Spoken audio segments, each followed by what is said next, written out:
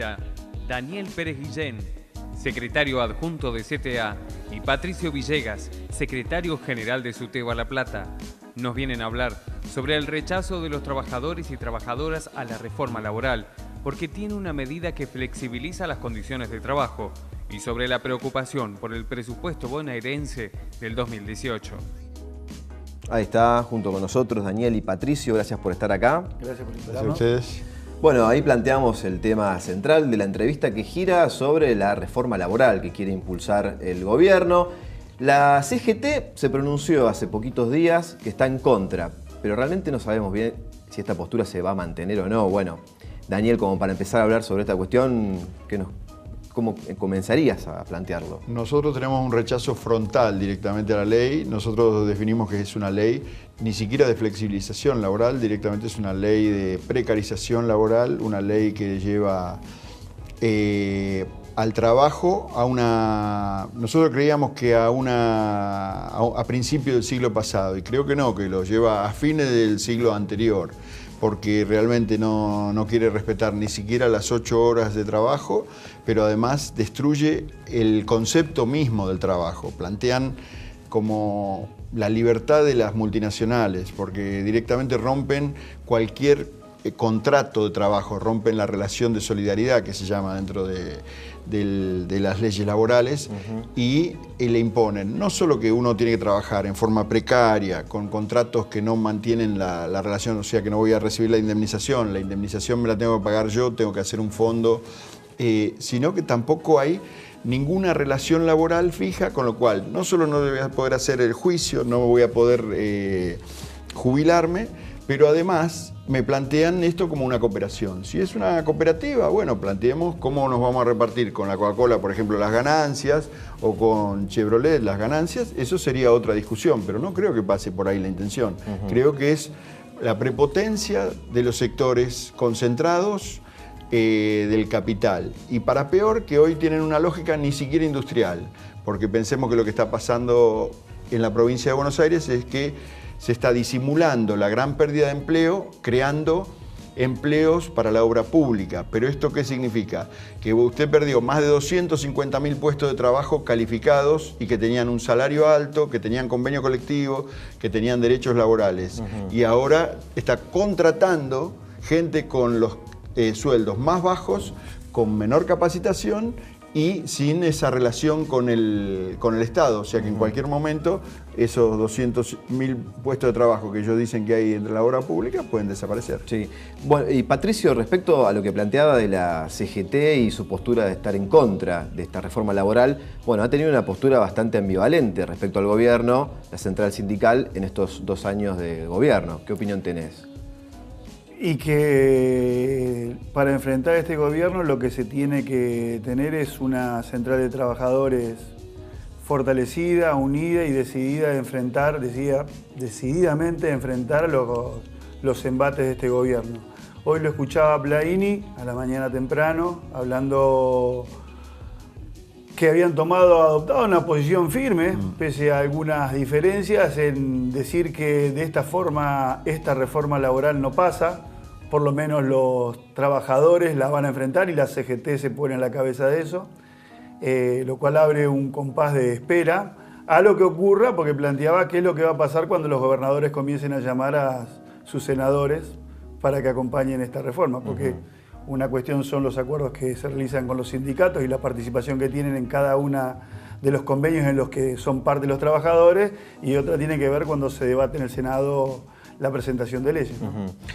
Bueno, y en Brasil mañana se va a implementar esta reforma laboral que fue aprobada en el Congreso, en diputados y en senadores, pero impulsada por un presidente como Temer que no fue votado por nadie, ¿no? Exactamente. Acá en la Argentina la situación es distinta, Macri ganó estas elecciones de medio plazo. ¿Cómo pensás que el gobierno va a hacer fuerza para que esto realmente se apruebe según su conveniencia, no? Sí, nosotros vemos muy decidido al gobierno a avanzar sobre los sindicatos. De hecho, creo que en algún momento se tendría que retractar, porque él trata a los jueces laborales como mafiosos, a los abogados, directamente a los abogados laboralistas, como jefes de esas bandas y a los sindicalistas como parte de eso. Creo que es una visión conspirativa porque realmente a veces el ladrón ve a todo de su condición. Entonces lo analizan desde una lógica en la que ellos tienen una organización mafiosa para terminar con los derechos de los trabajadores. Creo que la resistencia en la Argentina por tradición va a ser mucho mayor a la que ha habido en Brasil. Creo que nuestra historia sindical y dentro del marco, como decía Patricio, dentro de un marco de mucha unidad, para nosotros fue una muy buena noticia que la CGT se plantara realmente a decir el rechazo frontal a esto, porque teníamos el mismo miedo que vos, que hubiera actitudes ambivalentes. Y creo que eso no va a permitir, como otras veces, que pase un plan como este, porque es muy salvaje. Inclusive hay análisis mismo que hace La Nación directamente, en el que es más ajustador que la misma dictadura militar. Bien, y respecto entonces al camino que tiene el gobierno para llevar adelante esto sería en el Congreso de la Nación, uno imagina, ¿no? Pareciera que todo desemboca ahí, y ahí veremos cómo legislan los legisladores que fueron elegidos por el pueblo, ¿no?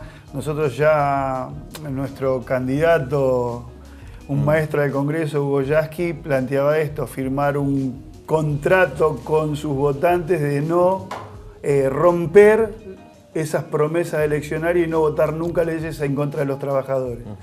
Y eso deberían hacerlo absolutamente todos los políticos de todos los arcos políticos, no votar algo que no haya estado en su plataforma, no borrar con el codo lo que pusieron en palabra para que los elijan. Claro. Me parece que ese es el camino, eso es lo que tenemos que seguir los ciudadanos a nuestros representantes, así se construye democracia y tiene que quedar en claro que cuando atacan sobre un sector no es solamente un sector, sino que es la punta de lanza para después ingresar y empezar a golpear en todos lados.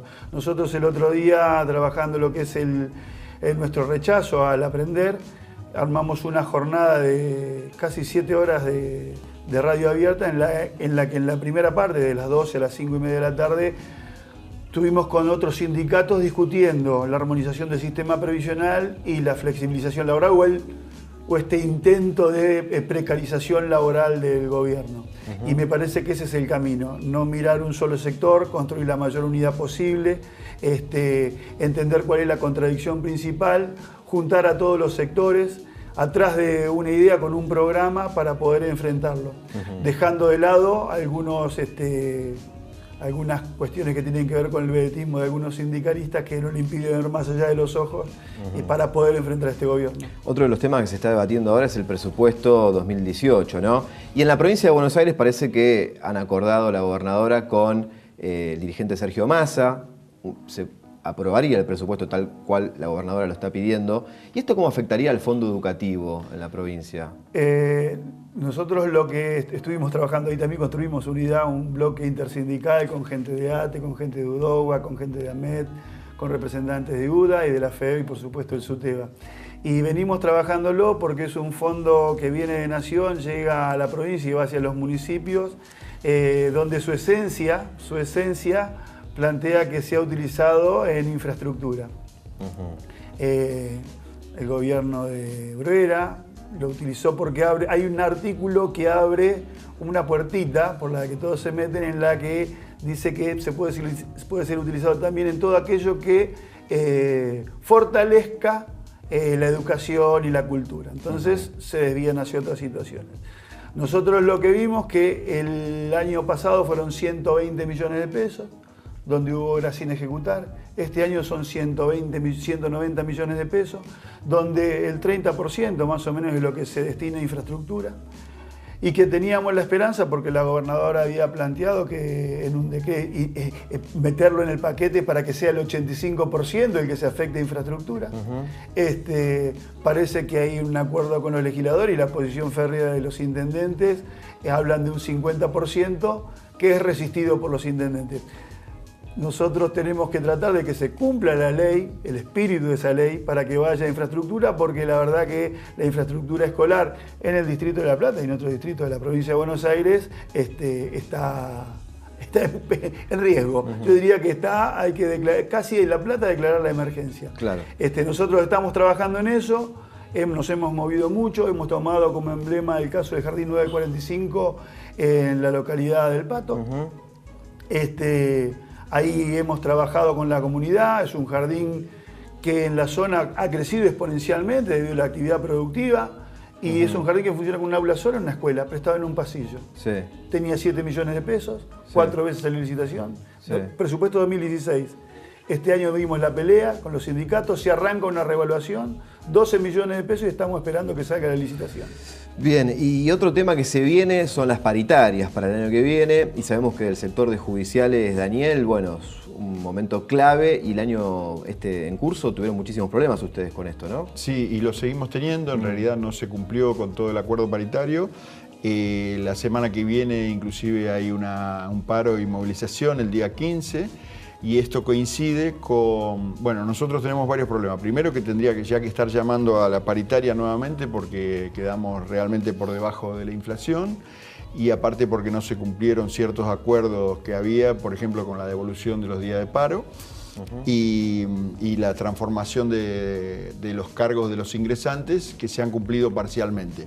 Con lo cual tenemos una experiencia nuevamente de falta de cumplimiento de la paritaria y que necesitaríamos ya la paritaria. Pero enmarcado en una cuestión más grave, que es las palabras del presidente respecto de los trabajadores judiciales, donde se expresó realmente como un hijo de patrón de estancia, en el que, como decíamos antes, que tiene referencias a las horas que trabajamos, o sea que viene a cambiar todo nuestro régimen laboral, a las vacaciones, a lo que él contempla como vacaciones, que no entiende el significado de la feria judicial, y que cambia el esquema de la justicia, porque también no nos afecta solo a nosotros, sino al abogado, porque esto también va en línea de que queden solo las grandes corporaciones, que queden las grandes corporaciones de abogados, porque ningún abogado puede atender un estudio si Tribunales atiende del mismo modo todo el día y entonces no tiene tiempo para atender a sus clientes, o si no hay un tiempo en el año donde se puedan archivar las causas que corresponde archivar, pasar a despacho las que corresponde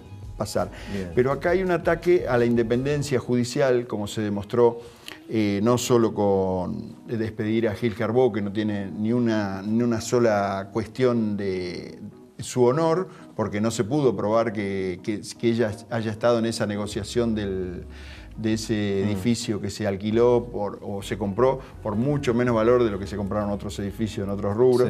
Sí. El caso del juez Arias, la suspensión sin ninguna justificación, sin poner en duda su honor. El caso de Freiler, el apartamento de Freiler, mientras secuestran a uno de los integrantes, te digo secuestran porque es una maniobra de la cual es partícipe el presidente de la Corte para entretener a uno de los, no dejarlo jurar, a uno de los integrantes del Consejo de la Magistratura para que les diera la relación de fuerza para sacar al juez Freiler. Claro. Las detenciones, luego la persecución política. Estamos en una situación bastante compleja y esa situación es la misma que viene en la reforma laboral, porque creemos que viene a profundizar un modelo en el que dicen hay dueños de la Argentina, dueños o gerentes de las multinacionales, pero es una relación de fuerza que quieren imponer y que creen que ese resultado que ellos muestran como ganador del 40% de los ciudadanos, pero no cuentan que el 60% dice a esto hay que poner un freno. Daniel y Patricio, muchas gracias por estar acá en el programa, por pensar un poco la Argentina que se viene y analizando también la Argentina que tenemos en estos momentos. Gracias por estar acá, en serio. Gracias por invitarme. Gracias a vos. Ahí está, dos referentes entonces de la CTA de los trabajadores.